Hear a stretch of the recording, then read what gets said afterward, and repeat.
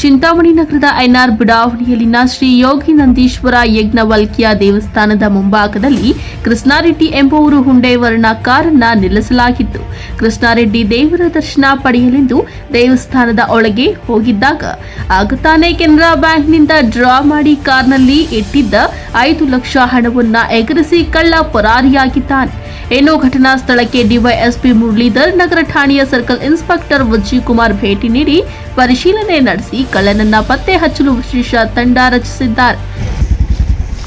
R K Krishnareddy ಅಂತ ಇವತ್ತು ನಮ್ಮದು RK ಪೋಲ್ಟ್ರಿ ಮತ್ತು BRK ಪೋಲ್ಟ್ರಿ ಸ್ಯಾಲ್ರಿ ಪೇಮೆಂಟ್ ಸಿಗ್ತದೆ. ಪ್ರತಿ ತಿಂಗಳು 6 ರಿಂದ 7 ಲಕ್ಷ ರೂಪಾಯಿ ಪೇಮೆಂಟ್ ಇರ್ತದೆ.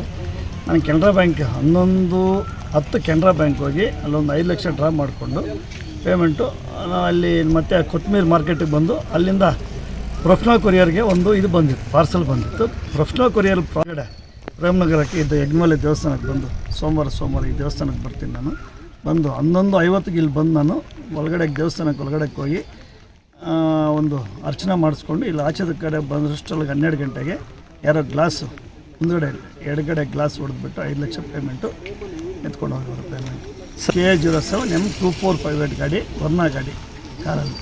ಏನು ಅನುಮಾನ, ಯಾವುದೋ ಅನುಮಾನ ಇರಲಿಲ್ವಲ್ಲ. ನಾನು ಡ್ರೈವರ್ ಸೀಟ್ ಪಕ್ಕದಲ್ಲಿ ಇಕ್ಕಿದ್ದೆ, ಗ್ಲಾಸ್ ಹೊಡೆದು ಹಂಗೆ ಅವರು. ಅಲ್ಲ, ಬ್ಯಾಂಕ್ ಹತ್ರ ನೀವು ಹೋಗಿದ್ರಲ್ಲ, ಅಲ್ಲಿ ಏನೋ ನಿಮಗೆ ಅನುಮಾನ ಬಂತ? ಅಷ್ಟು ಐಡಿಯಾ ಇರಲಿಲ್ಲ, ಗೊತ್ತಾಗಲ್ಲ ಅದು ಯಾರು ಅಂತ ಏನು ನನಗೆ ಗೊತ್ತಿಲ್ಲ. ನಮ್ಮ ಟೌನ್ ಸ್ಟೇಷನ್ ಬರ್ತಿದ್ರು ಮತ್ತು DYSP ಇದ್ದರು, ಈ ಸರ್ಕಲ್ ಇನ್ಸ್ಪೆಕ್ಟರ್ ಈಗ ಬಂದು ಇಲ್ಲೇ ಇದ್ದಾರೆ. ಎಲ್ಲ ಬಂದು ಅವರು ಇನ್ವೆಸ್ಟಿಗೇಷನ್ ಮಾಡ್ತಾರೆ. ಅದು ವಿಷಯ ಇಮಿಡಿಯೇಟ್ ನಾನು ಫೋನ್ ಮಾಡಿದ್ದೆ.